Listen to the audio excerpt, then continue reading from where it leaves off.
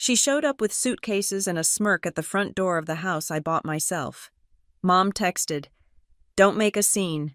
The next morning, I sent their bags back and dropped a legal bomb that would rip our family apart. I'd worked 12 years for this moment, my first home, my sanctuary. But my sister had other plans. She stood there with her husband, luggage in hand, announcing they were moving in because Mom said so. That's when I realized being the responsible daughter had made me their target. Not anymore. My name is Lauren Mercer, and I'm 34 years old. For the past 12 years, I've worked as a senior data engineer at Blue Ridge Systems in Denver, carefully building my career while watching my family build excuses for my younger sister. Every promotion I earned, every milestone I reached, was met with the same response. "That's nice, but have you heard about Emily's new project?"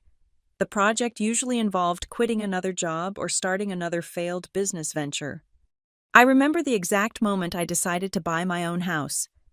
It was during Thanksgiving dinner 2 years ago, when Emily announced she was pregnant again, and Mom immediately offered to convert my old bedroom into a nursery.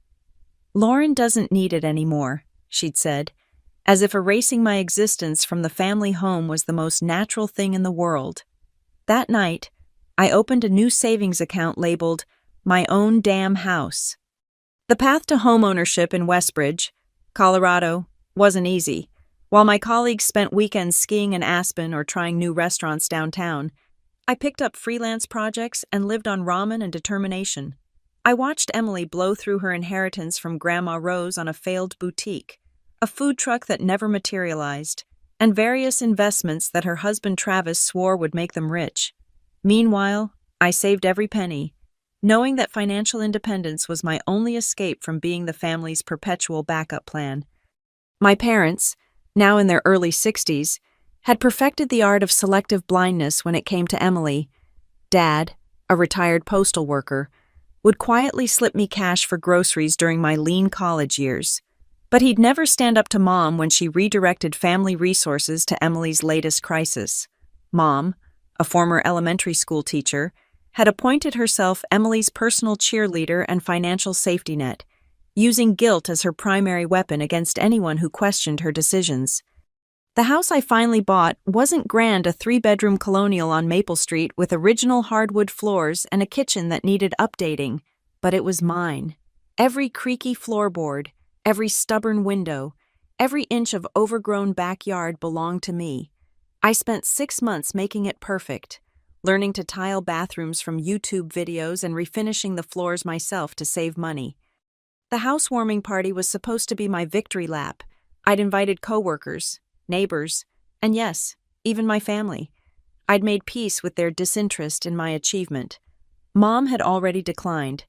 Citing a conflict with Emily's son's soccer practice, Dad said he'd try to make it but warned me not to expect him. That was fine.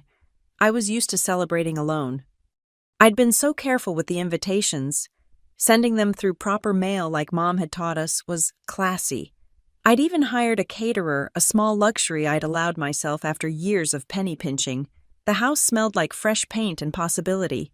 My best friend Sarah had helped me arrange flowers in every room. "This is your moment," she'd said, squeezing my hand. "You've earned this." The party was in full swing when I heard the knock at the door. Not the doorbell, a knock. Aggressive and entitled. The kind that demands immediate attention. I excused myself from a conversation with my neighbor about the history of the house and walked to the foyer, wine glass in hand. Nothing could have prepared me for what I saw when I opened that door. Emily stood there in her designer jeans, the ones Mom had bought her for her birthday, with Travis lurking behind her. But it wasn't their presence that made my blood run cold. It was the matching set of suitcases flanking them and the 2 large boxes labeled kitchen stuff. "Surprise," Emily chirped, pushing past me into my home.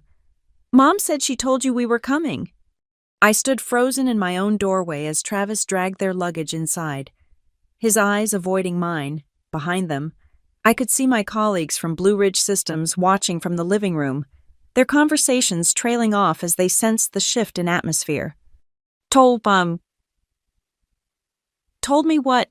I managed, though my throat felt like sandpaper. Emily was already surveying my home with the calculating look of someone planning where to put their furniture. About us staying here for a while, just until we get back on our feet. The landlord was being totally unreasonable about the rent being 3 months late. Mom said you had plenty of room. My phone buzzed in my pocket. With shaking hands, I pulled it out to see a text from Mom. "Don't make a scene. Family helps family. We'll discuss details later." The wine glass slipped from my hand, shattering on my newly refinished floors. The sound of breaking glass seemed to echo forever. My guests turned to stare, their cheerful conversations dying like birds shot mid-flight. Sarah rushed over with paper towels, but I barely noticed. My eyes were locked on Emily, who had already kicked off her shoes and was testing the softness of my couch with her palm. "Ooh, this is nice," she cooed, oblivious to the tension crackling through the room. "Much better than that dump we were renting. Travis, honey, bring the boxes to the kitchen. I want to see what appliances Lauren has." Travis shuffled past me, mumbling something that might have been an apology. He'd gained weight since their wedding 3 years ago, his college athlete physique now hidden under layers of defeat and fast food. I'd always wondered what Emily saw in him beyond his brief stint as a minor league baseball player. Now, watching him obey her commands like a trained dog, I understood. She didn't want a partner. She wanted an accomplice. "Emily," I said, my voice steadier than I felt. "We need to talk. Outside. Now." She rolled her eyes, that same dismissive gesture she'd perfected at 13 when I'd tried to help her with algebra. "God, Lauren, relax. Your guests won't care. Everyone knows families support each other." "Outside," I repeated, my tone leaving no room for argument. She huffed but followed me onto the front porch. The October air bit through my cocktail dress, but the cold helped clear my head. Behind us, I could hear Sarah making excuses to my guests, her theater background finally paying off. "What the hell are you doing?" I hissed once the door closed. Emily's face morphed into a mask of wounded innocence. "Moving in with my sister who has a 3-bedroom house all to herself. Mom said you'd be happy to help. After all, you're always talking about how families should stick together." "I never said that. Mom says that when she wants me to bail you out."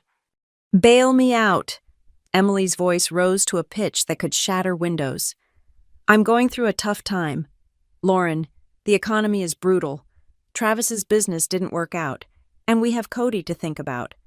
I noticed she didn't mention that Travis's business was selling supplements through a pyramid scheme, or that their tough time had lasted roughly since the day they got married, and Cody, their 7-year-old son, was conveniently at Mom's for the weekend again. "Where is Cody?" I asked. "With Mom. She's watching him while we get settled." Emily's eyes glinted with calculation. "You wouldn't want your nephew to be homeless, would you?" There it was, the emotional manipulation, delivered with the precision of someone who'd been practicing since childhood. Emily had learned from the best. After all, Mom had written the playbook on guilt-driven family obligations. "You're not homeless," I said firmly. "You're between rentals. There's a difference." "God, you're such a bitch," Emily spat, her mask slipping. "Always have been. Always acting superior just because you have some boring office job. Well, guess what Mom already said we could stay. She said the house was bought with family money anyway." My blood turned to ice. What family money?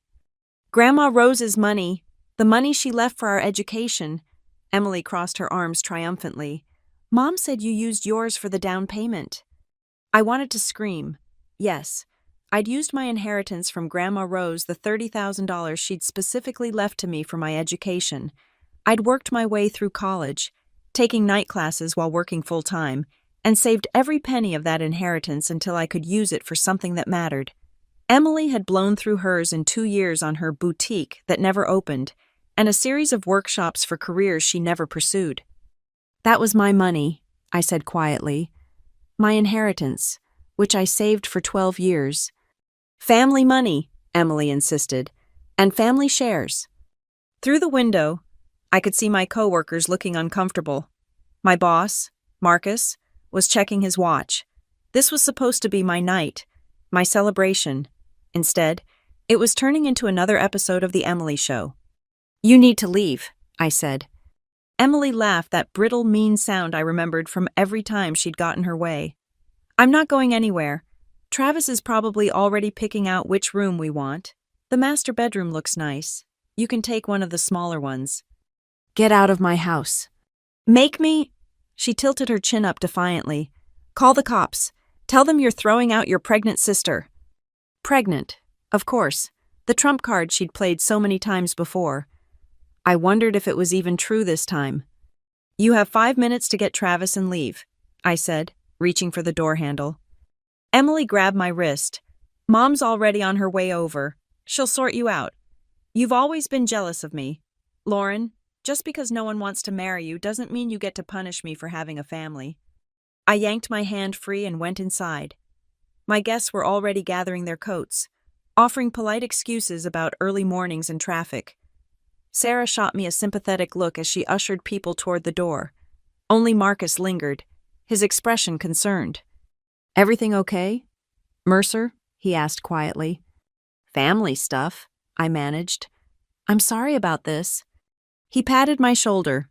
"Don't apologize, but maybe handle whatever this is before Monday. You look like you're about to commit murder."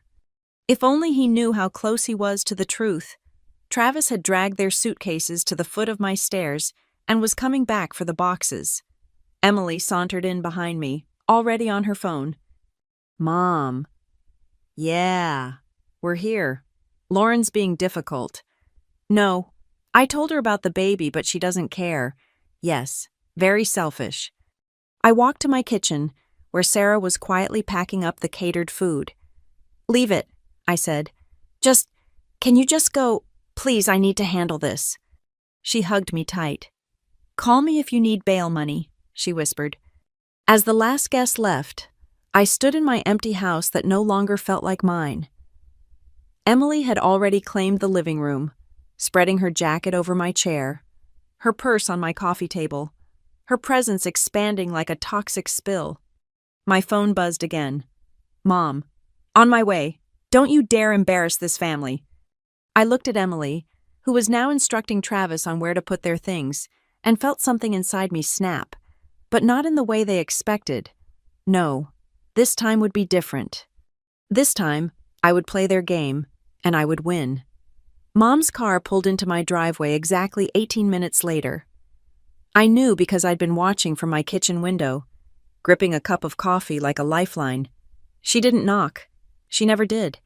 The woman who'd spent my childhood lecturing me about manners apparently believed those rules didn't apply when she was on a mission.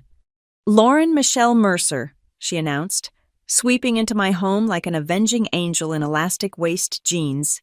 "What is this I hear about you refusing to help your sister?" Dad trailed behind her, shoulders hunched in that familiar way that meant he'd already lost whatever argument they'd had in the car. He caught my eye and offered a small, apologetic shrug before settling into his designated role as Switzerland. "Mom," I started, but she was already in full lecture mode. "I cannot believe you would be so selfish. Your sister is pregnant again and going through financial difficulties. You have 3 bedrooms. Lauren, 3? What does a single woman need with 3 bedrooms?" "An office, a guest room, and my own bedroom," I replied evenly. "You know, like a normal homeowner." Mom waved her hand dismissively. "Office, you can work from the kitchen table like everyone else. And guest room, the only guests you need to worry about are your family." Behind her, Emily had curled up on my couch, one hand resting dramatically on her still flat stomach. Travis stood awkwardly by their luggage, clearly wishing he could disappear into the floorboards. "Elizabeth," Dad said quietly, "maybe we should discuss this calmly." "Don't you start, Robert," Mom snapped. "We discussed this already. Family helps family. That's how we raise them." "No," I said, surprising myself with the steadiness of my voice. "That's how you raised Emily. I was raised to be self-sufficient so I could take care of her when she inevitably screwed up." The room went silent. Even Emily stopped her performative stomach rubbing to stare at me. Mom's face flushed red. "How dare you?" "When I was 16, I interrupted. You made me give up my spot on the debate team because Emily needed tutoring and you couldn't afford both. When I got into Columbia, you told me to go to state school because Emily might want to go to college someday too, and you needed to save money. When Grandma Rose died and left us each $30,000, you watched Emily burn through hers, and then suggested I should share mine because that's what sisters do. Ancient history, Mom said, but her voice had lost some of its conviction. This is about now. Your sister needs help now. And when doesn't she? I pulled out my phone, scrolling through our family group chat. Let's see. January. Emily needs help with rent. March, Emily's car broke down. May, Emily's business needs investment. July. Emily can't afford Cody's summer camp. September, Emily. Stop it, Emily shrieked, jumping to her feet. God, you're such a bitter bitch. Sorry my life isn't perfect like yours. My life isn't perfect, I shot back. It's stable, because I work for it, because I plan, because I don't treat other people like safety nets. Mom stepped between us. Her teacher voice activated. Enough, Lauren. Your sister will be staying here for a few months, just until they get back on their feet. Travis has some promising job interviews. Travis's face suggested this was news to him. No, I said simply. Excuse me. No, they're not staying here. This is my house, my name on the deed, my mortgage payments, my decision. Mom's eyes narrowed. That down payment came from money Grandma Rose left for the family. Money she left to me, specifically, in her will, which I saved for 12 years while Emily spent hers on purses and pyramid schemes. How can you be so cruel? Mom's voice cracked with theatrical emotion. Your grandmother would be ashamed. That stung, but I'd come too far to back down now. Grandma Rose would be proud that I used her gift wisely. She's the one who told me to never let anyone make me feel guilty for my success. Success, Emily laughed bitterly. You think owning some boring house in the suburbs makes you successful? At least I take risks. At least I'm living my life instead of hiding behind spreadsheets. Those spreadsheets paid for this boring house, I said, and they'll keep paying for it, without help from anyone else. Dad cleared his throat. Maybe there's a compromise. There is no compromise, Mom said firmly. Lauren, I'm not asking. I'm telling. Your sister is staying here. Or what? The words came out before I could stop them. You'll disown me. Stop talking to me. Stop inviting me to holidays where I'm ignored anyway. Mom's mouth opened and closed like a fish. In 34 years, I'd never challenged her directly. I'd been the good daughter, the quiet one, the one who swallowed her resentment and smiled at family dinners while Emily dominated every conversation. You'll regret this, she said finally, her voice low and dangerous. When you're old and alone, you'll regret pushing away your family. I'm not pushing away my family, I said, meeting her glare. I'm setting boundaries with people who see me as a resource, not a person. Emily started crying loud, dramatic sobs that would have won her an Oscar. I can't believe you're doing this to me, to my babies. Babies. I looked at Travis. I thought it was just one. He shuffled his feet. We're not actually sure she's pregnant yet. The test was inconclusive. Emily's sobs abruptly stopped. Travis? What the hell? An inconclusive pregnancy test, I said flatly. That's a new one. Did you even take a test? Or did you just figure pregnancy would be your golden ticket into my house? I have symptoms, Emily protested. You had symptoms the last 3 times, too, Dad said quietly, then looked startled that he'd spoken aloud. We all turned to stare at him. He straightened slightly, seeming to draw courage from our attention. What it's true. The pregnancy before Cody that turned out to be food poisoning, the one after Cody that was stress, the one last year that mysteriously disappeared when the lease was up on the apartment you wanted. Robert, Mom hissed. I'm tired, Elizabeth, he said simply. I'm tired of watching you enable Emily while Lauren gets punished for being responsible. I'm tired of pretending this is normal. The room fell silent again. Emily looked between our parents, calculation flickering in her eyes. I could see her weighing her options, trying to figure out which parent to manipulate first. Finally, Mom spoke. "Fine, if that's how you feel, Lauren, then you've made your choice. Don't come crying to me when you need help someday." "I won't," I said. "I never have." She grabbed her purse, her movements sharp with anger. "Emily, Travis, get your things. You're coming home with us." "But Mom," Emily started. Now. The tone brooked no argument. Even Emily knew when Mom had reached her limit. As they gathered their luggage, Emily shot me a look of pure venom. "This isn't over," she whispered as she passed. "Mom's right. You're going to regret this." Travis paused at the door. "I'm sorry," he said quietly. "About all of it." I almost felt bad for him, almost. Dad was the last to leave. He squeezed my shoulder gently. "I'm proud of you, kiddo," he murmured. "Should have done that myself years ago." Then they were gone, leaving me alone in my house, my beautiful, quiet, Emily-free house. I walked through each room, reclaiming my space, trying to shake off the residual tension. My phone buzzed, a text from Mom. "Don't think this is over. That house belongs to the family, and family takes care of each other, whether you like it or not." I stared at the message, a chill running down my spine. Mom didn't make idle threats. Whatever she was planning, I had a feeling my victory tonight was just the beginning of a much longer battle. I should have known they'd come back. Emily never took no for an answer, especially when Mom was whispering strategies in her ear. What I didn't expect was for them to return at 6 a.m. the next morning, using the spare key I'd hidden under the decorative rock by the front door, the one I'd stupidly mentioned during a family dinner months ago. The sound of footsteps above my head jolted me awake. For a moment, I lay frozen in my bed, trying to process what was happening.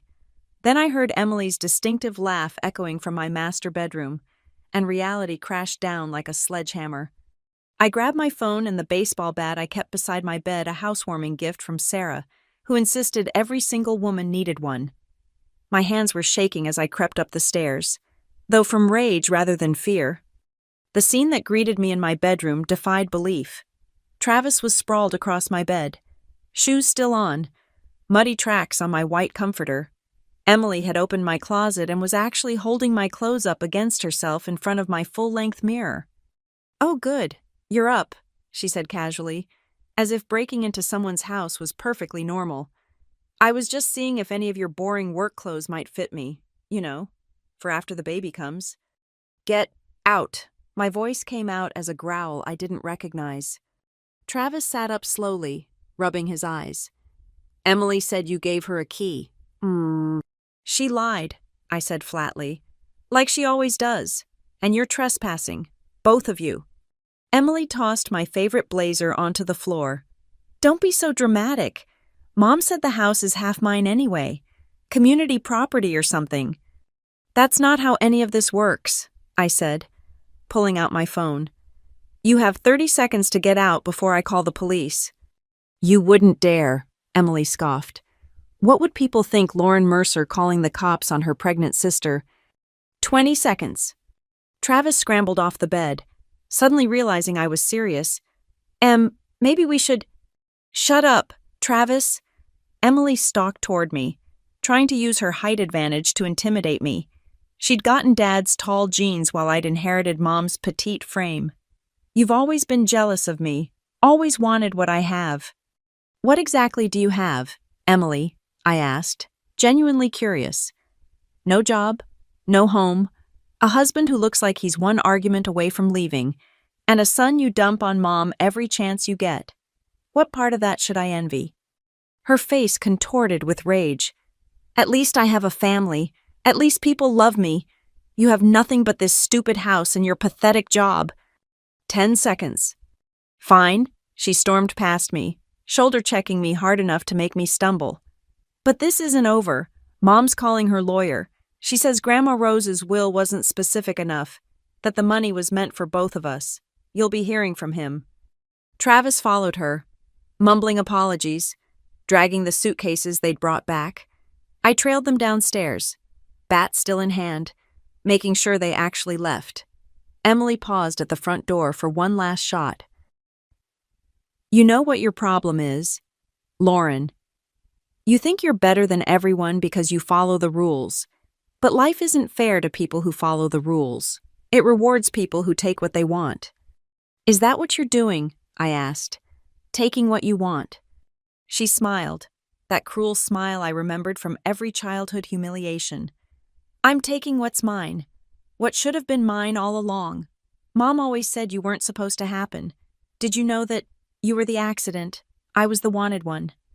The words hit their mark, as she'd known they would, but I kept my face neutral. And yet, I'm the one with the house. Funny how that worked out.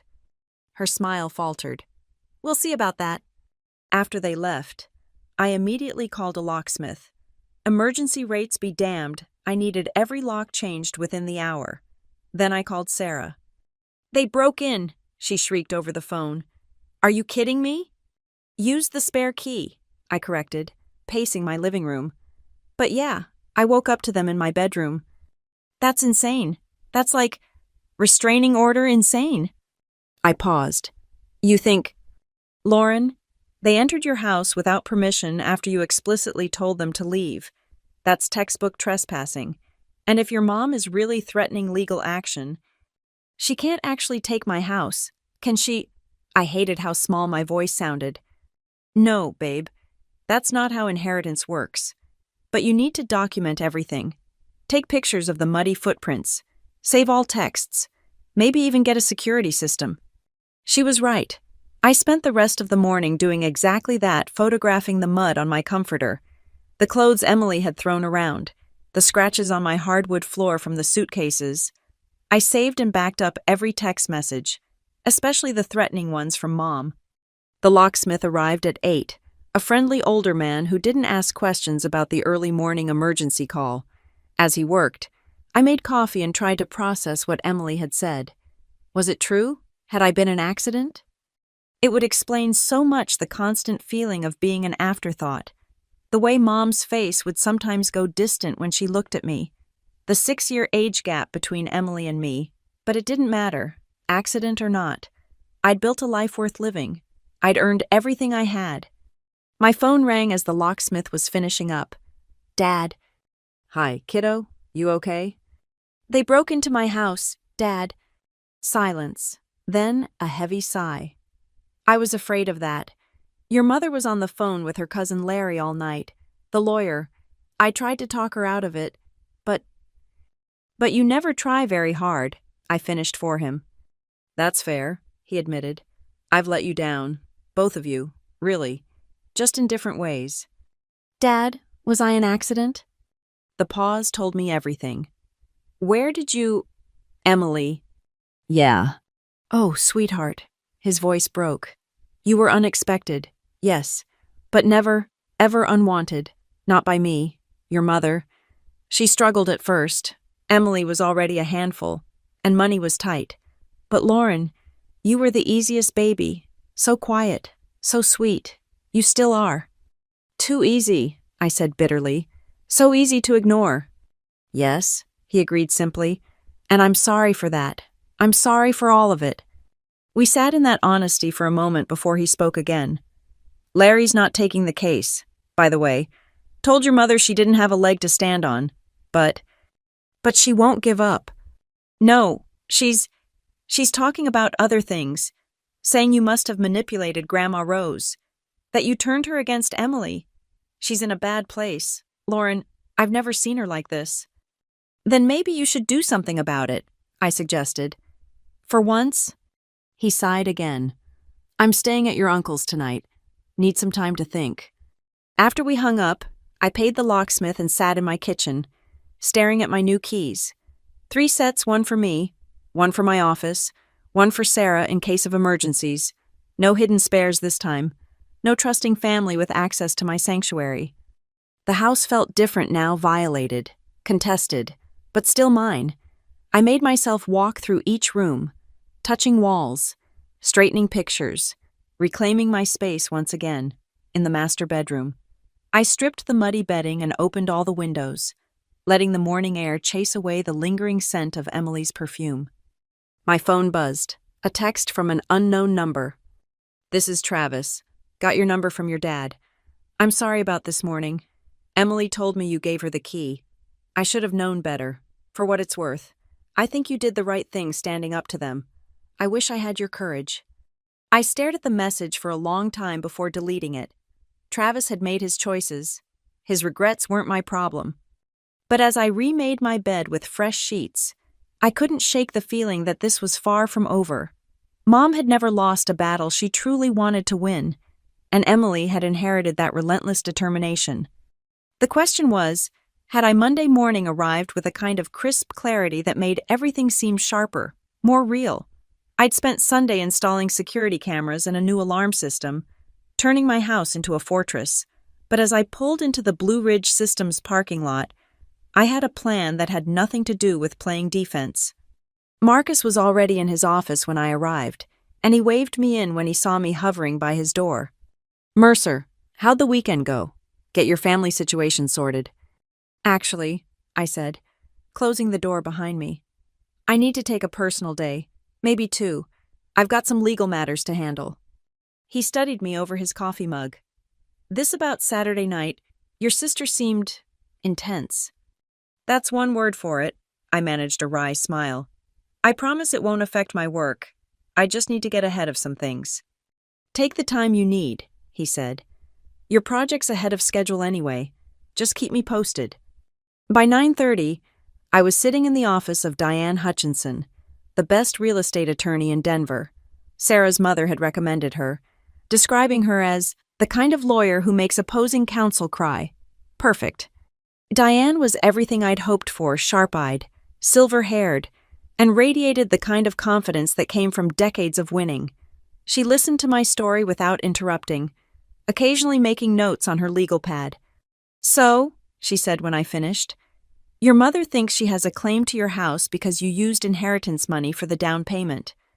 "That's what she's saying, but the will was clear the money was left to me specifically." "Do you have a copy of the will?" I pulled it from my folder. I've kept everything.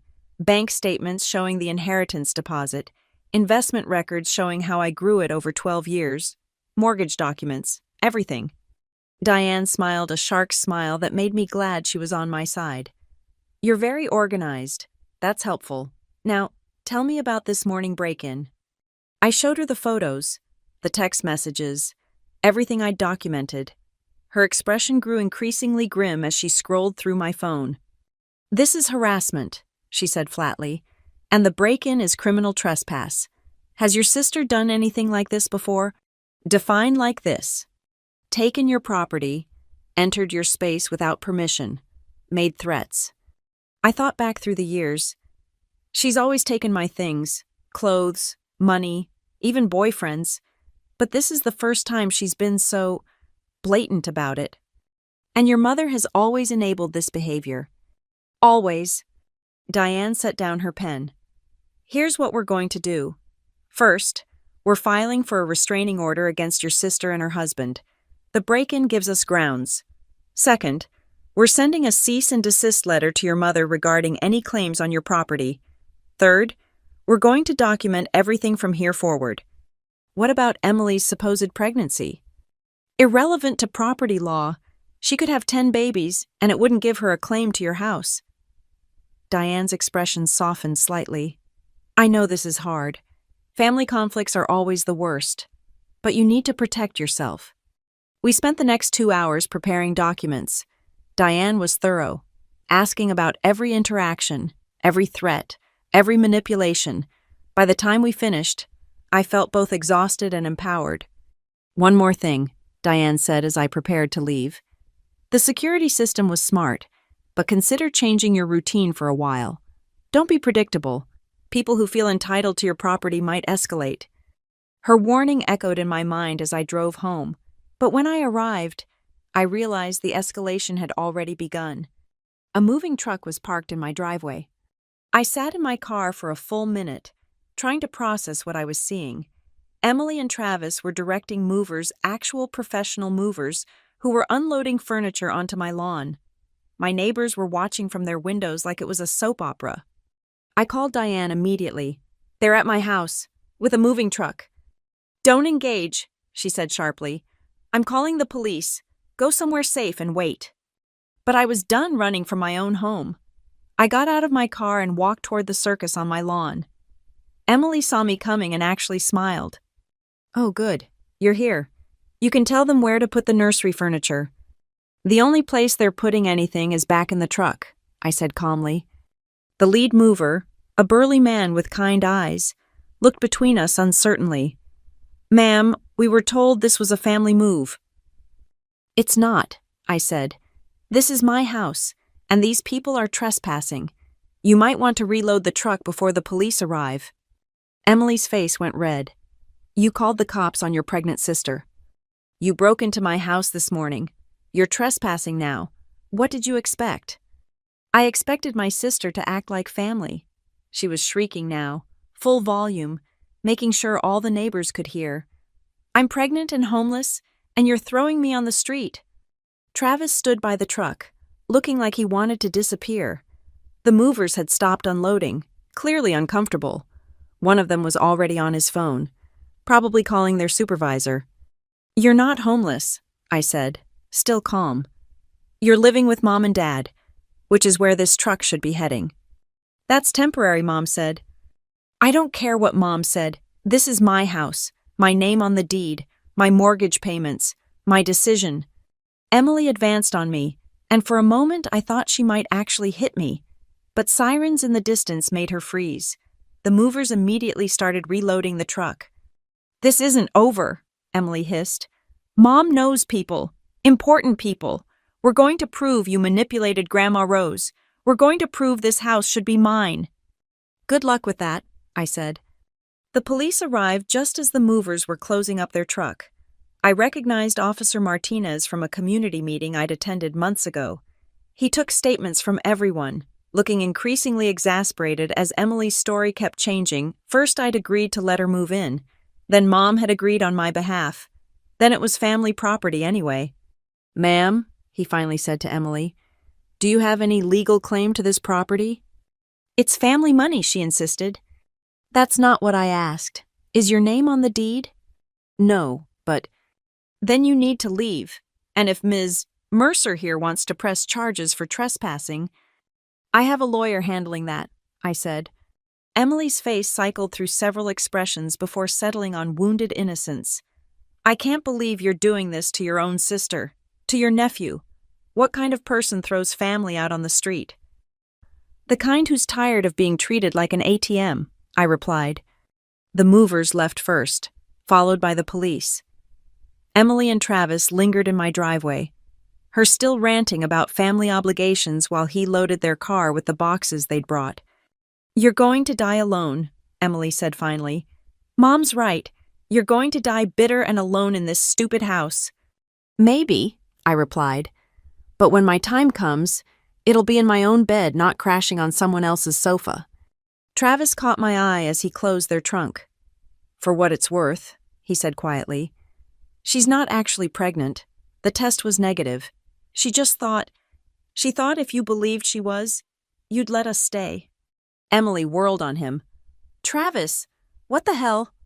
I'm tired, Em, he said simply. I'm tired of the lies and the schemes and the manipulation. Your sister's right. We need to figure out our own lives.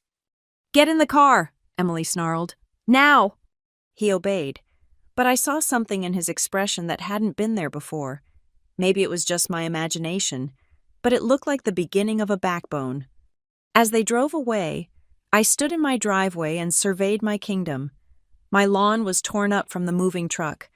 My neighbors were still watching.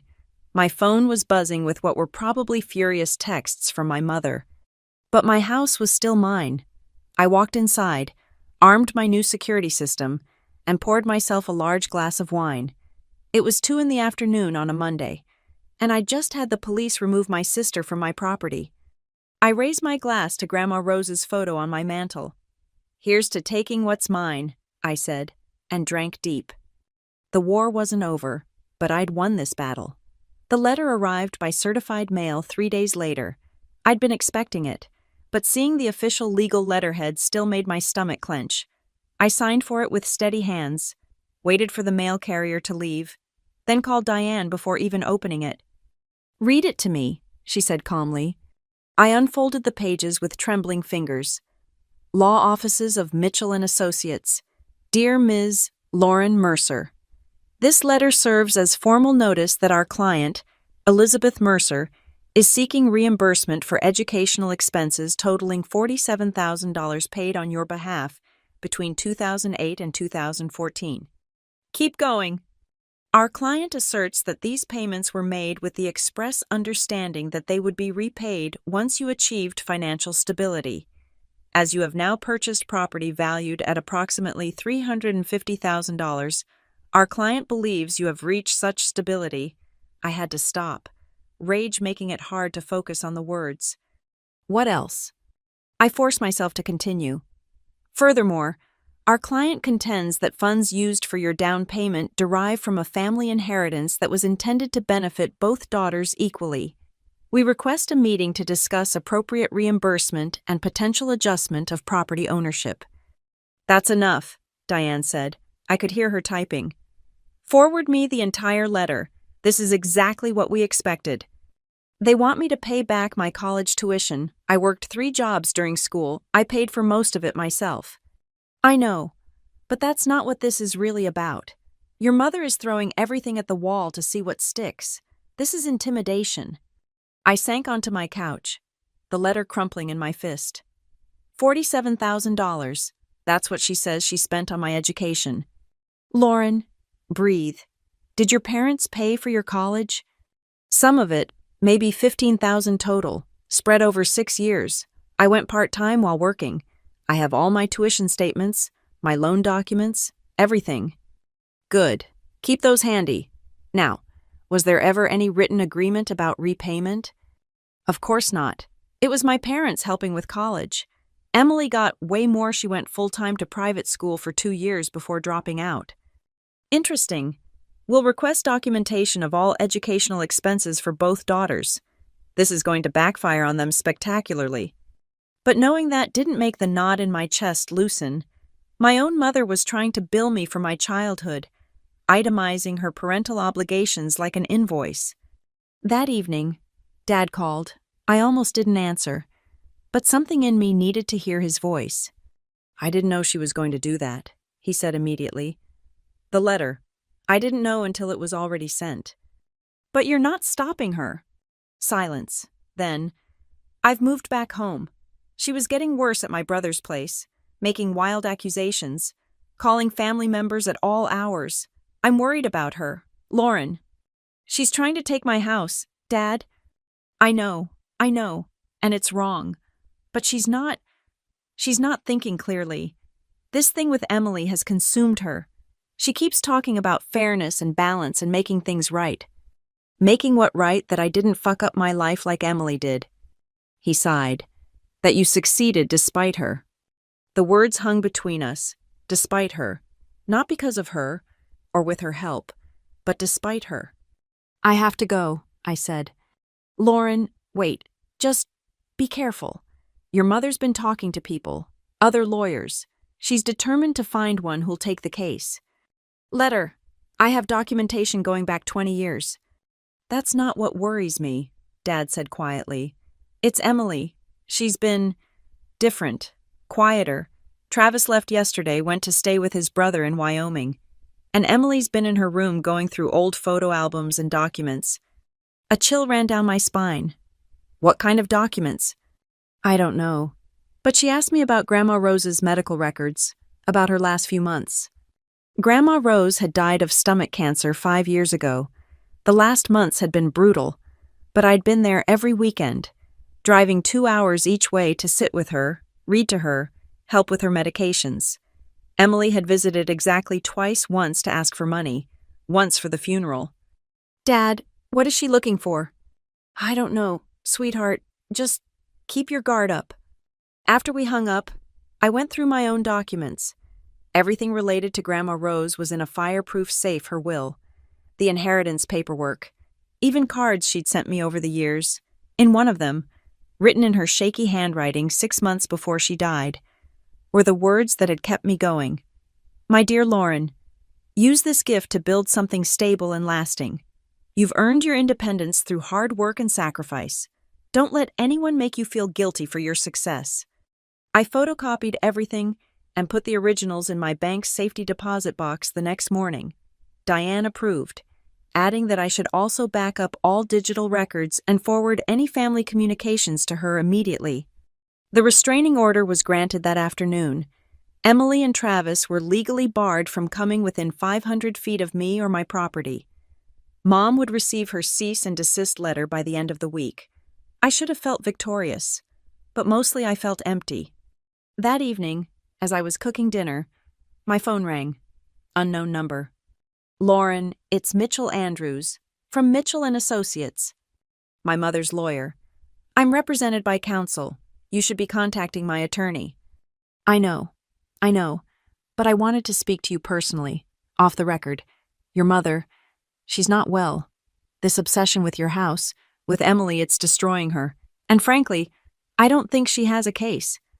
Then why did you send that letter? He sighed. Because she's my client, and she insisted. But Lauren, I've known your family for 15 years. I did your parents' wills, helped with your grandmother's estate. This isn't like your mother. This is exactly like my mother, I said. You just never saw it because Emily usually got what she wanted without lawyers involved. Maybe, but I'm concerned. She mentioned something about proving undue influence regarding your grandmother's will, said Emily found evidence that you manipulated a sick woman. My blood ran cold. That's a lie. I believe you, but if Emily's manufactured something, then we'll deal with it in court, I said firmly. And Mr. Andrews, this conversation never happened. If you call me again, I'll report you to the bar. Understood. I thought you should know what you're up against. I hung up and immediately called Diane, who was furious about the ethics violation, but glad for the intelligence. Undue influence is serious, she said, but it's also very hard to prove, especially if you have documentation of your relationship with your grandmother. Don't worry, but stay vigilant. That night, I couldn't sleep. I kept thinking about Emily going through photo albums, looking for evidence of something that never happened. What was she planning to fabricate? How far would she go? My answer came 2 days later in the form of a Facebook post. Sarah called me, her voice shaking with anger. Have you seen what your sister posted? I hadn't. I'd blocked Emily years ago. Sarah sent me screenshots, and I stared at them in growing horror. It was a long, rambling post about elder abuse, complete with old photos of Grandma Rose looking frail and confused. Emily claimed she'd recently discovered disturbing evidence that I'd isolated our grandmother from the rest of the family in her final months, controlling her medications and coercing her into changing her will. The comments were a mix of family friends expressing shock and concern, and strangers calling for justice. Emily had tagged elder abuse organizations and legal aid societies. She'd even created a hashtag #JusticeForRose. But it was the last photo that made my hands shake. It was a document I didn't recognize, what looked like a medical form with Grandma Rose's signature, dated 2 weeks before she died. The image was blurry, but I could make out something about power of attorney and medication changes. I forwarded everything to Diane, then did something I'd never done before. I called in sick to work and spent the entire day gathering my own evidence. Every visitor log from the hospice showing my visits, every text message with the nurses, the thank you card from the hospice staff praising my dedication, photos of Grandma and me together during those last months, her smiling despite the pain. And then I found it, in an old email folder, a message from Grandma Rose's doctor to me and my parents, dated a month before she died. It confirmed that Emily had been banned from visiting after she'd tried to get Grandma Rose to sign financial documents while heavily medicated. I'd forgotten about that incident. Mom had smoothed it over, convinced the doctor to let Emily visit for the funeral, but the email was clear: Emily had been caught trying to exploit a dying woman. I forwarded that to Diane too. This is good, she said when she called back. This is very good. Your sister just made a crucial mistake. She's put this in the public sphere, which means we can respond publicly. And Lauren, that document she posted, it's either forged or altered. I've seen your grandmother's real power of attorney documents. That's not one of them. So what do? We document everything, and we prepare to countersue for defamation. Your sister just crossed a line she can't uncross. Diane's response was swift and surgical. Within 48 hours, she'd prepared a comprehensive cease and desist letter addressing Emily's social media posts, backed by a defamation lawsuit that would make anyone think twice about lying publicly. But I knew my sister's legal threats would only make her dig in deeper. I needed to fight this battle on multiple fronts. Sarah helped me craft my own social media response. We kept it simple, factual, and devastating. I've remained silent while my family aired private grievances publicly. I wrote, "But I cannot stand by while my grandmother's memory is used to spread lies. Here are the facts." I posted every visitor log, every photo of Grandma Rose and me smiling together, every thank you note from hospice staff. But the killing blow was the email from her doctor about Emily being banned for trying to exploit a dying woman. I didn't add commentary. The documents spoke for themselves. The response was immediate. Emily's supporters went quiet. Several people who'd shared her original post deleted it. Family friends who'd expressed concerns started messaging me privately, apologizing for believing her story. But Emily doubled down. She posted a tearful video claiming I'd manipulated the narrative and was using my wealth to silence a grieving daughter. She looked haggard, unkempt, nothing like the put-together woman who'd tried to commandeer my bedroom. Travis's absence was clearly taking its toll. Mom called that night, her voice arctic. "How could you humiliate your sister like that, airing family business for everyone to see?" "Emily aired it first," I said calmly. "I just corrected the record. With that horrible email about the hospital incident, that was a misunderstanding. The doctor didn't think so. Neither did the legal department that threatened to press charges if Emily came back. Your sister was grieving." "No, Mom. Emily was trying to get Grandma to sign over her remaining assets while she was on morphine. That's not grief. That's greed." "How dare you?" I hung up. There was nothing left to say. The next morning brought a new development. Diane called, her voice tinged with something that might have been excitement. "Your sister's lawyer just contacted me.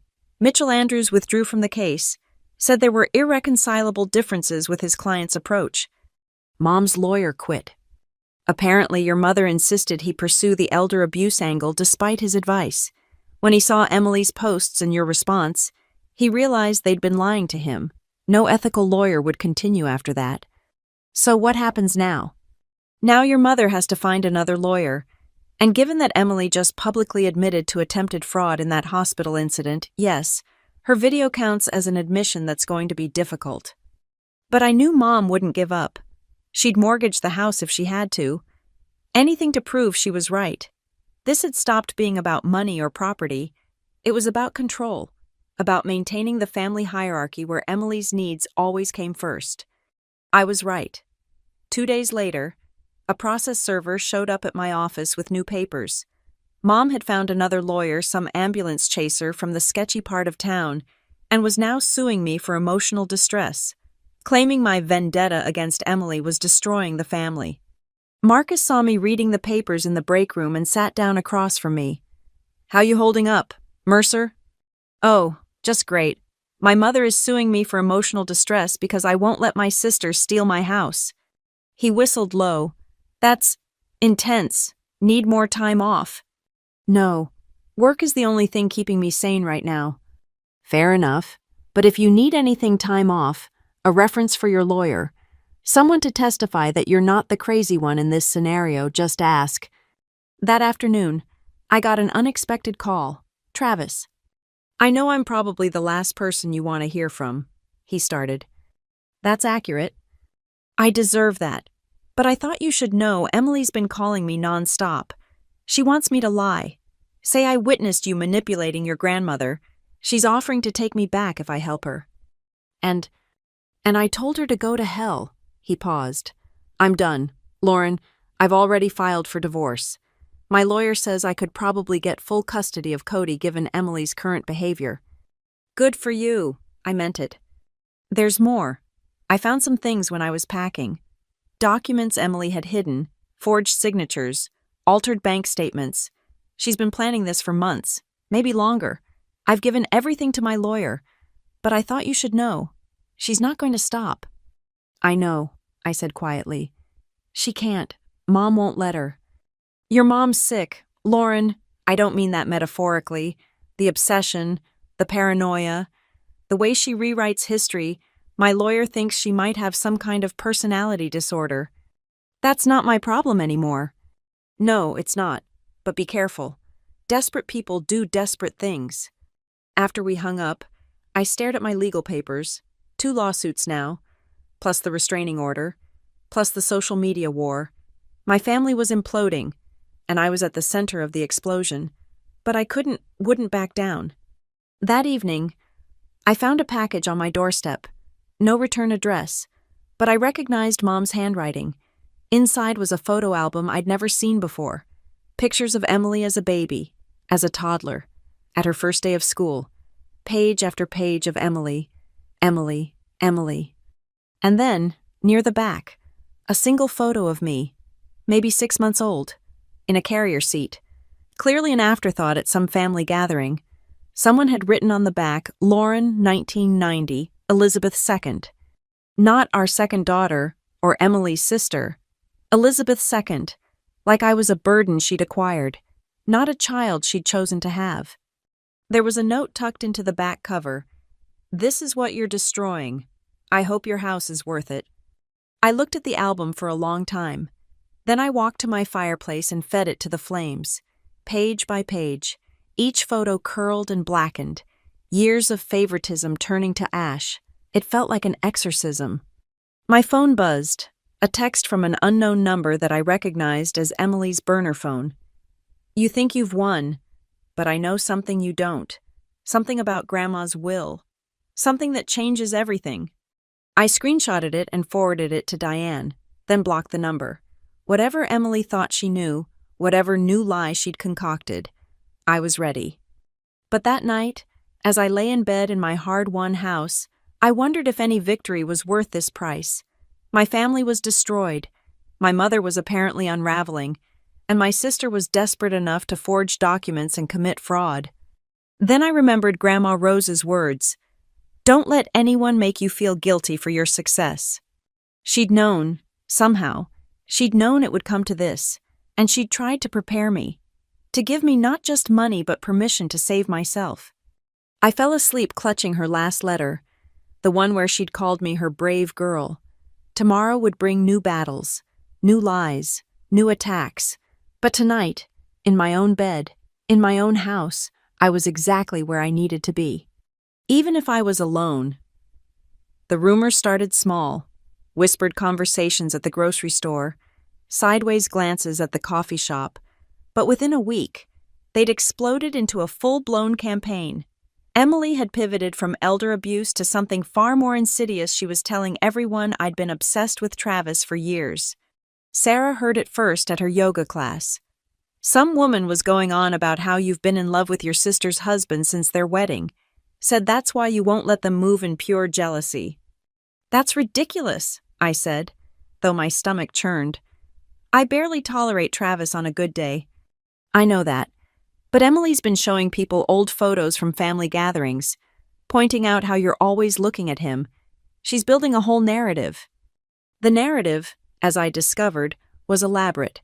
According to Emily's version, I'd made passes at Travis repeatedly over the years, been rejected, and was now punishing them both out of spite.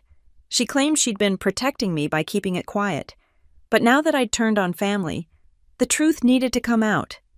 It's actually brilliant, Diane said when I called her in a rage. Disgusting, but brilliant. She can't win on the legal merits, so she's trying to destroy your reputation instead. Make you look unstable, unreliable. What do I do? Document everything, every interaction you've ever had with Travis. Get character witnesses ready. And Lauren, don't engage. Don't deny it publicly, that'll just fuel the fire. Let me handle it. But staying silent while my reputation burned was agony. My neighbors started avoiding eye contact. Coworkers whispered when I walked by. Even Marcus pulled me aside to awkwardly ask if there was anything HR should know about. My sister is spreading lies because I won't give her my house, I told him flatly. That's all this is. He nodded, but I could see the doubt in his eyes. Everyone loves a scandal, especially one involving family drama and alleged affairs. Travis called again that night.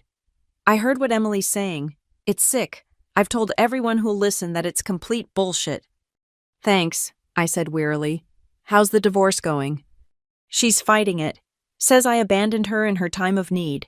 She's also claiming I've been having an emotional affair with you. That's why I'm taking your side. Jesus Christ. Yeah, my lawyer says it's desperation. She knows she'll lose custody of Cody if the court sees her real behavior, so she's creating an alternate reality where she's the victim. Travis, I need you to write a statement about our actual interactions, every conversation, every family event, the truth. Already done. Sent it to my lawyer and yours this morning. I also included screenshots of Emily's texts asking me to lie about your grandmother.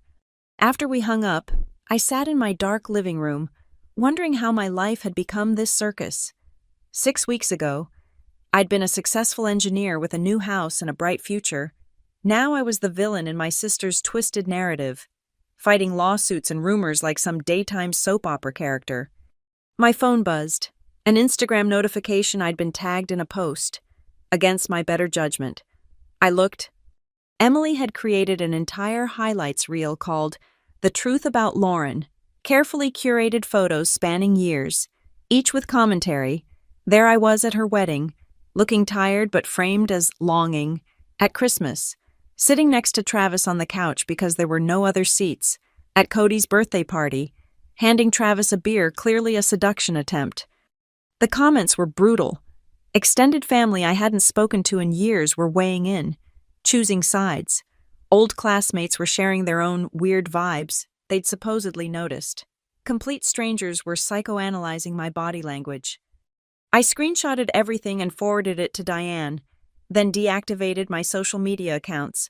I couldn't watch anymore. The next morning, I woke to find Home Wrecker spray painted across my garage door in red letters. My security camera had captured the vandal, not Emily, who was bound by the restraining order, but one of her friends from high school. Press charges, Diane advised. Every single incident needs to be documented. The police were polite but clearly tired of being called to my address.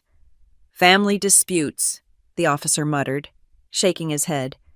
They're always the worst. As I watched a contractor paint over the graffiti that afternoon, I made a decision. I wasn't going to hide anymore. Emily wanted to play dirty fine. Two could play that game. I called Travis back. You said you had documents Emily had hidden. What exactly? Credit card fraud, mostly. Cards she opened in my name, in her mom's name. Forged lease applications, fake employment letters. Send them to me. Lauren? She's destroying my reputation based on lies. I'm going to destroy hers with the truth. I spent that evening creating my own documentation. Not a social media campaign, I was better than that. Instead, I compiled a comprehensive file: Emily's criminal record, 2 shoplifting charges, 1 fraud investigation that was dropped, her employment history, 16 jobs in 10 years, several ending with accusations of theft, her financial records, bankruptcy at 25 multiple evictions. This is nuclear, Diane warned when I showed her. Once this comes out in court, there's no going back. There's already no going back. She's accusing me of trying to steal her husband. She's turned our entire extended family against me. What's left to salvage? Your dignity, Diane suggested gently. Lauren, I know you're hurt, but remember the best revenge is living well. You have your house, your career, your freedom. Don't let her drag you down to her level. She was right, of course, but the anger burning in my chest demanded satisfaction. Emily had spent her entire life getting away with lies, manipulation, and theft because I had let her. Maybe it was time someone held her accountable. My phone rang. Dad? Don't do it, he said without preamble. Do what?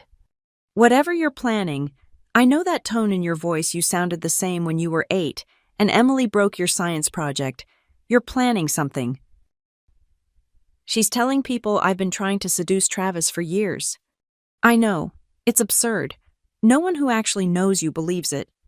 Everyone believes it. Dad, my garage door says so. He sighed. Your mother. She's not well. Lauren, this whole thing has broken something in her. She stays up all night talking to Emily, planning strategies. She stopped eating. If you escalate this... I didn't escalate anything. I exploded. I bought a house. That's all. Everything else. Every lie. Every lawsuit. Every rumor that's on them. I know, he said quietly. I know, sweetheart. I'm worried about how this ends. It ends when they stop attacking me. Or when someone gets hurt beyond repair. After he hung up, I stared at my nuclear file. Photos, documents, evidence of a lifetime of Emily's failures and frauds. All true, all devastating, all waiting to be unleashed. But Dad's words echoed. Someone hurt beyond repair. Was that what I wanted? To destroy my sister so thoroughly she'd never recover, to push my already unstable mother over the edge. I thought about Grandma Rose. What would she want me to do? She'd told me not to feel guilty for my success, but had she meant for me to weaponize it? As if in answer, my phone buzzed with another unknown number. This time, a voicemail. You think you're so smart with your restraining order and your lawyer, but I know the truth about you, about what you did to Travis at my wedding. He was too drunk to remember, but I saw you. Everyone's going to know what kind of person you really are. The accusation was so shocking, so completely fabricated, that I actually laughed. She was now inventing assault allegations. How desperate was she? I forwarded the voicemail to Diane and made my decision. I wouldn't release the nuclear file, not yet. But I wouldn't roll over either. If Emily wanted to escalate to criminal accusations, she'd learn that lies have consequences. We're filing charges for harassment and defamation, I told Diane, and I want to demand a psychological evaluation for both Emily and my mother as part of the proceedings. That's aggressive, Diane noted. They're accusing me of assault now. Aggressive is all I have left. The call from Travis came at 2 a.m., waking me from an uneasy sleep. His voice was shaking, and for a moment, I thought something had happened to Cody. Lauren, I'm sorry to call so late, but I had to tell you before you heard it from someone else. Emily and I, we're done. The divorce papers were finalized yesterday, and I got full custody of Cody. I sat up, suddenly wide awake. That was fast. My lawyer expedited it after Emily's latest stunt. She showed up at Cody's school claiming I'd kidnapped him, tried to take him from the playground. The police were called. It was... He paused, and I could hear the exhaustion in his voice. It was the final straw. The judge signed off on everything immediately. Travis, why are you telling me this at 2 a.m.? Because I need to tell you something else, about what Emily's been planning. She's completely lost it. Lauren, the wedding story. That was just the beginning. She's been working with your mom on something bigger. My blood chilled. What kind of something? They've been in contact with a private investigator, some sketchy guy who claims he can find dirt on anyone. Emily's convinced you must have secrets affairs, drug use, something. When they couldn't find anything real, she started talking about creating evidence. Creating. Photoshop, fake dating profiles. She even... He paused again. She even tried to get me to plant drugs in your house during that morning break-in. That's when I knew I had to get out. Get Cody away from her. I was already reaching for my laptop, pulling up my security footage. When did she ask you to do this? 3 weeks ago, right before I left. Lauren, I'm so sorry. I should have warned you sooner, but I was afraid she'd use it against me in the custody battle. It's okay. You're telling me now. What else do I need to know? The PI's name is Rick Haverman. He has an office downtown. Works mostly divorce cases, catching cheaters, but Emily said he does other things for the right price. And your mom's been paying him. I saw the checks. I wrote down the name. my hand surprisingly steady. Anything else? Yeah, his voice dropped. Emily's not pregnant. Never was. The test she showed you, she bought it online. You can get fake positive tests. She thought if she could move in, she'd have time to actually get pregnant and no one would know the difference. Jesus. I know. I feel like an idiot for not seeing it sooner. For not seeing her sooner. Your family was right there, showing me who she was, and I ignored it because I loved her, or thought I did. We all ignored it, I said quietly. That's how she got away with it for so long. There's one more thing. This is why I'm calling so late. Emily left the house about an hour ago. She was dressed in dark clothes, had a backpack. She kept muttering about finishing this tonight. I don't know what she's planning, but the motion alert on my phone interrupted him. Front door camera. I pulled up the feed, my heart hammering. Emily stood on my porch, spray paint can in one hand, something else in the other. She was swaying slightly drunk or high, maybe both. As I watched, she began spray painting something on my front door. She's here, I told Travis. At my house, right now. Call the police. She's violating the restraining order. Already on it. I dialed 911 with one hand while keeping the video feed open with the other. Emily had finished her artwork, whore, in bright red letters, and was now fumbling with whatever was in her other hand. The dispatcher was calm, professional. We have units in your area. Stay inside. Don't engage with her. Are you in immediate danger? I don't think so. I stopped. Emily had produced a key. Where had she gotten a key and was trying to unlock my door? Thank God I'd installed a deadbolt. She's trying to enter my home, I told the dispatcher. I have a restraining order against her. Units are 2 minutes out. Stay on the line. But Emily had given up on the lock. Instead, she'd moved to my living room window. I watched in horror as she raised something a crowbar and smashed the glass. The sound was tremendous, shattering the pre-dawn quiet. My alarm system immediately began shrieking, adding to the chaos. Through the camera, I could see Emily climbing through the broken window, heedless of the glass shards. She's inside, I said, surprised by how calm I sounded. She broke my window and she's inside my house. Get to a secure location, the dispatcher ordered. Lock yourself in a room if possible. I ran to my bedroom, locked the door, and wedged a chair under the handle. Through the thin walls, I could hear Emily rampaging through my house, screaming incoherently. Something crashed dishes, maybe, or my television. You ruined everything, she shrieked. Everything he left me because of you. Everyone hates me because of you. Sirens wailed in the distance, growing closer. Emily's rampage intensified, more crashes, more screaming. Then, suddenly, silence. Ma'am, are you still there? The dispatcher asked. Yes, it's gone quiet. I don't know where she... The doorknob rattled, then pounding, so hard the door shook in its frame. I know you're in there. You fucking bitch. Come out and face me. Tell everyone the truth that you've wanted my life, my husband, everything. She's at my bedroom door, I whispered. Officers are pulling up now, the dispatcher assured me. Through the chaos, I heard the beautiful sound of car doors slamming, radios crackling, authoritative voices. The pounding on my door stopped. Emily's shriek of rage was cut short by official commands. Police on the ground now. A scuffle, Emily screaming about injustice, about me being a homewrecker, about Mom promising the house was hers. Then, blessed silence except for the continued wailing of my alarm.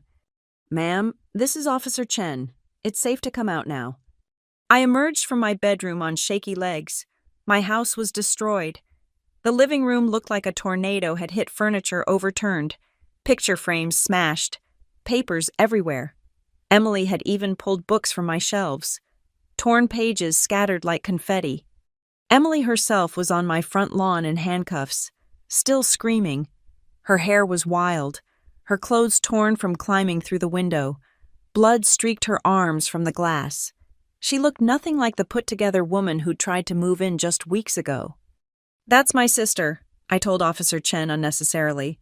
I have a restraining order. We're aware. We've been here before. His expression was sympathetic.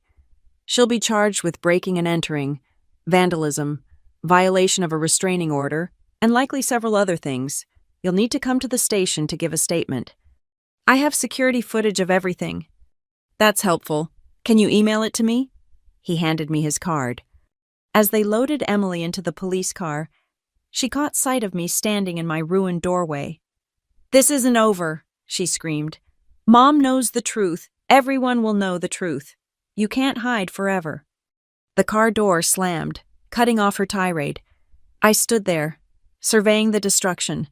My beautiful house, my sanctuary, reduced to a crime scene. Glass glittered on my floor like deadly diamonds. The word whore dripped red on my front door. Travis's voice came through my phone. I'd forgotten he was still on the line.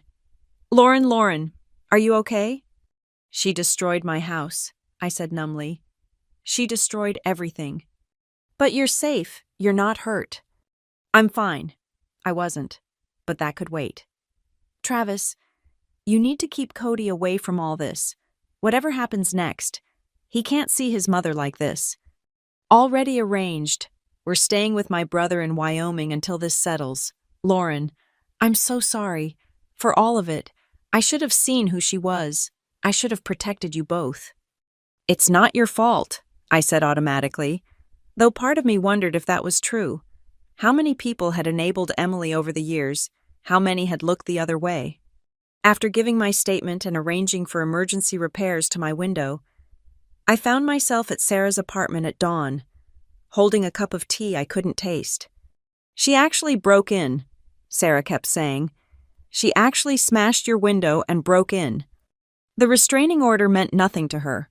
Mom's probably been telling her the house is rightfully hers, that I stole it.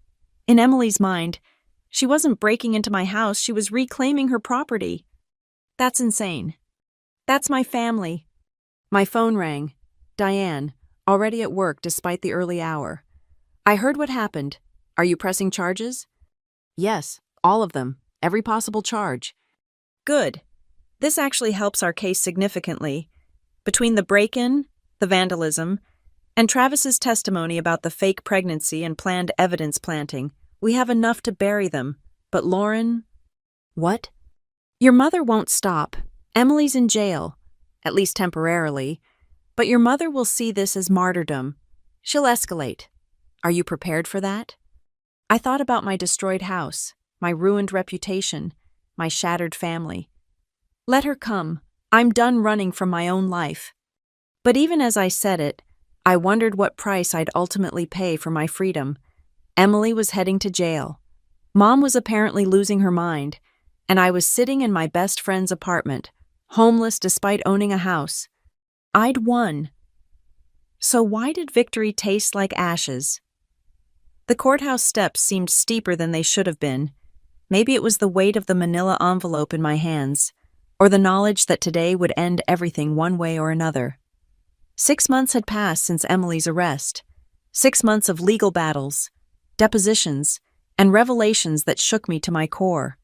Diane walked beside me, her presence steady and reassuring. "Remember," she said quietly, "you don't have to say anything. Just let the documents speak for themselves." The documents, Travis's evidence of Emily's fraud, bank records showing Mom had been siphoning money from Dad's retirement account to fund her legal campaign. Medical records proving Emily had never been pregnant not once in all her claims. And the crown jewel, a recorded phone call from prison where Emily admitted to Mom that she'd been planning to take what was mine since the day Grandma Rose died. Inside the courtroom, I saw them immediately.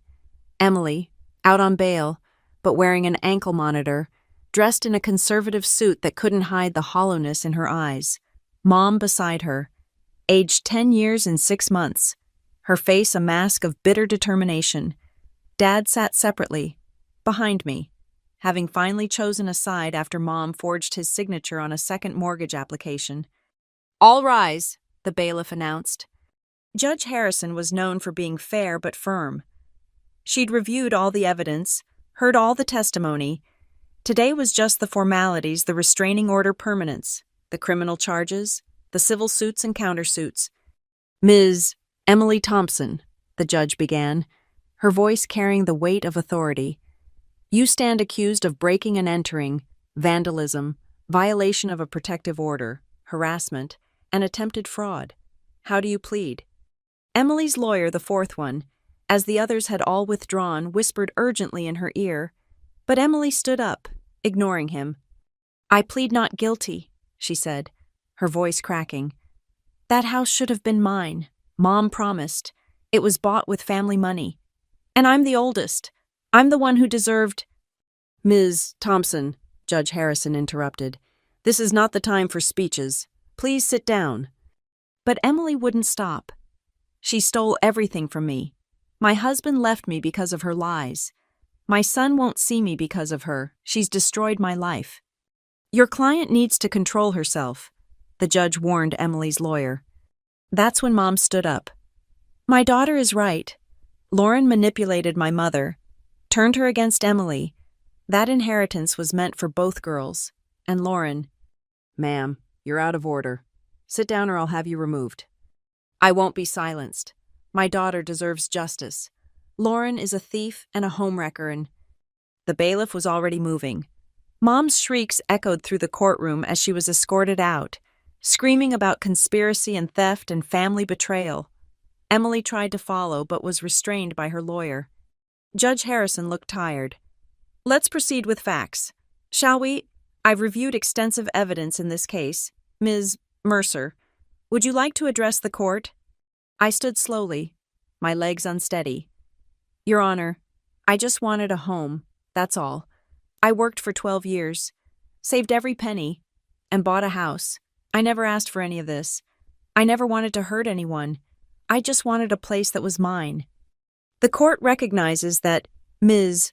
Mercer, the evidence clearly shows a pattern of harassment, attempted fraud, and escalating violence directed at you. The court also notes the evidence of Ms. Thompson's long history of similar behavior. Emily made a sound like a wounded animal. That's not fair. You don't understand what it's like. Always being compared to perfect Lauren. Always falling short. Mom said if I could just get into the house, establish residency, I'd have rights. Your mother gave you poor legal advice, Judge Harrison said dryly. Among other things, Ms. Thompson, I'm accepting your guilty plea to amended charges. You'll serve 18 months in county jail, 3 years probation, and you're permanently barred from contacting Miss Mercer. Any violation will result in immediate incarceration. No, Emily screamed. You can't do this. That's my sister. Family doesn't abandon family. Family doesn't break into families' homes either, the judge replied. As for the civil matters, all claims against Ms. Mercer are dismissed with prejudice. Ms. Mercer's countersuit for damages is granted. Ms. Thompson, you'll pay restitution for the property damage and legal fees. It was over that quickly. Years of pain, decades of dysfunction, ended with a bang of the judge's gavel. Emily was led away in handcuffs, still screaming about injustice. Mom had already been removed. Dad caught my eye and nodded once before leaving quietly. Outside the courthouse, Diane smiled, the first real smile I'd seen from her. You did it. You're free. Am I? I looked back at the building where my sister would spend the next year and a half. I destroyed my family. No, Diane said firmly. They destroyed themselves. You just refused to be collateral damage. That evening, I stood in my rebuilt living room. The windows were new, reinforced. The walls bore fresh paint. Every trace of Emily's rampage had been erased, but the memories lingered like ghosts. My phone rang. Travis? I heard about the verdict. How are you holding up? I'm processing. How's Cody? He's good, asking about his mom sometimes, but the therapist is helping. We're moving back next month. Wyoming was nice, but it's not home. Will that be okay? I know things are complicated. It's fine. Travis, Cody needs stability. Just keep him away from my mother. She's already sent 3 letters claiming I've stolen his birthright. Already done. My lawyer has copies of everything. Lauren, I know this might sound strange, but thank you. You standing up to them. It gave me the courage to protect my son, to break the cycle. After we hung up, I found the last letter from Grandma Rose, the one I'd kept in my safe. Her handwriting was shaky but clear. My dearest Lauren, I'm leaving you more than money. I'm leaving you permission to save yourself. Your mother and sister will never understand this, but some people are drowns, and some people are life rafts. You, my brave girl, are a life raft. Don't let anyone convince you to let yourself sink to save someone who refuses to swim. Build your life, find your joy, and never, ever apologize for surviving. I folded the letter carefully and placed it on my mantel. Tomorrow, the locks would be changed again, paranoid maybe, but necessary. Tomorrow, I'd go back to work, back to my normal life. Tomorrow, I'd start healing. But tonight, I raised a glass of wine to the empty room. Here's to surviving. Grandma, I whispered. My phone buzzed, a text from an unknown number. For a moment, my heart raced Emily Mom. But when I opened it, I smiled. This is Mitchell Andrews. I wanted you to know your mother came to my office today. I refused to see her. Sometimes the best legal advice is knowing when not to take a case. Your grandmother would be proud. I deleted the message and blocked the number anyway. Some bridges, once burned, needed to stay ash. In the morning, there would be a new day. A day where I owned my house free and clear, where my family couldn't touch me, where my success was mine alone to enjoy. It had cost everything, but somehow, in losing my family, I'd found myself. The house was quiet, peaceful, mine. For the first time in months, I slept without nightmares. Thank you so much for listening to my story. I'd love to know where you're tuning in from. Please share in the comments below, so we can connect and exchange thoughts about this journey.